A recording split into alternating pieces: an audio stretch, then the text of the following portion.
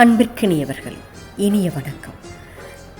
அனைத்து தோழமைகளுக்கும் ரமலான் திருநாள் நல்வாழ்த்துக்கள். இந்த ரமலானை பற்றி நான் படித்ததை உங்கள் கூட கொஞ்சம் பகிர்ந்துக்கிறேனுங்க. ரமலான் அப்படின்னு சொல்லப்படுற இந்த ரம்ஜான் இஸ்லாமிய நாட்காட்டியின் 9வது மாதங்க. இம்மாதம் ரம்ஜான் ரமலான் அப்படின்னு அழைக்கப்படுது. இந்த மாதத்தில் உலகத்தில் இருக்கிற எல்லா இஸ்லாமியர்களும் இந்த நோன்பை அனுசரிக்கிறாங்க. இஸ்லாமிய நம்பிக்கையின்படி முகமது நபிக்கு முதலில் குரானை வெளிப்படுத்திய மாதத்தை நினைவுகூரும் விதமாக இந்த நோன்பை அனுபவிக்கிறாங்க. ஆண்டுக்கு ஒரு முறை அனுசரிக்கப்படும் இந்த நோன்பு இஸ்லாத்தின் 5 தூண்களில் ஒன்றாக கருதப்படுதுங்களாம். இந்த மாதமானது நிலவின் பிறைக்காட்சியின்படியும் ஹதீஸ்களில் தொகுக்கப்பட்டுள்ள பல்வேறு வாழ்க்கை வரலாறுகளின்படியும் 29 to 30 நாட்களாக கூட இருக்கலாங்களாம். இந்த வார்த்தை அரேபியன் வார்த்தை. இதுக்கு ரமீதா அல்லது அர்ரமத், அதாவது சுடும் வெப்பம் அல்லது உலர்த்தன்மை அப்படிங்கிற பொருளை இதுக்கு சொல்கிறாங்க. இதுக்கு கண்டிப்பாக வயது வந்த அனைத்து இஸ்லாமியர்களும் இந்த கட்டுப்பாடு உண்டு. இது கட்டாயம் இந்த நோன்பை அனுசரிக்கணும்னு இஸ்லாம் சொல்லுது. இதற்கு விதிவிலக்கும் உண்டுங்க. நோய்வாய்ப்பட்டவங்க, கர்ப்பிணி பெண்கள், பாலூட்டும் தாய்மார்கள், இந்த மாதிரி இருக்கிறவங்களுக்கு மட்டும் விதிவிலக்கும் உண்டு இந்த ரம்ஜான் நோன்பில்.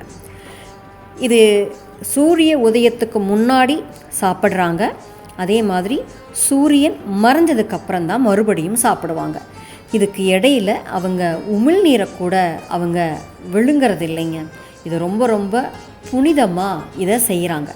இந்த ரம்லான் மாதத்தில் பொதுவாக பிரார்த்தனைகளை அதிகப்படுத்துறது, திருக்குரானை பாராட்டுறது, பாராது ஒப்புவிக்கிறது மற்றும் நல்ல செயல்கள், தொண்டுகளை இதையெல்லாம் செய்ய சொல்லி இந்த குரான் நமக்கு அறிவுறுத்துறதா சொல்கிறாங்க.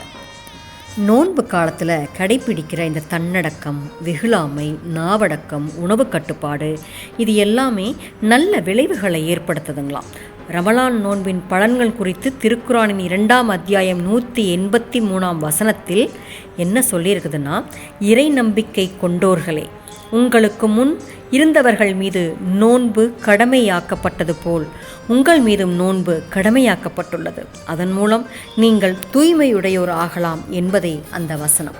இது நிஜமாலுமே ரொம்ப நல்ல வசனம் இல்லைங்களா? நல்ல விஷயமும் கூட. சரிங்களா? எல்லாரும் சந்தோஷமாக மகிழ்வாக எல்லாருக்கூடையும் பகிர்ந்துக்கிட்டு இந்த ரமலானை கொண்டாடுங்க. நாளை சந்திப்போம் தோழமைகளே. மகிழ்வுடன் விஸ்டம் மெட்ரிக் மேல்நிலைப்பள்ளி செய்யாற்றை வென்றார்.